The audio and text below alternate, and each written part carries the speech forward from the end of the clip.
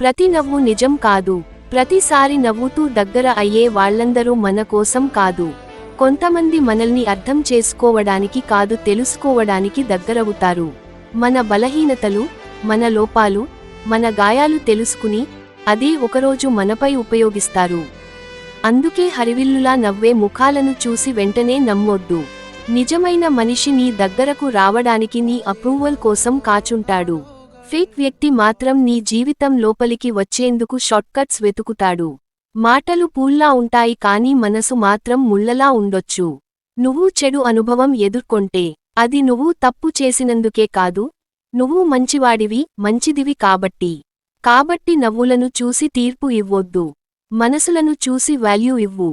ఎవరు మౌనంలో నీ కోసం నిలుస్తారో వాళ్ళే నిజమైన మనుషులు. కాంటెంట్ నచ్చితేనే లైక్ చెయ్యి.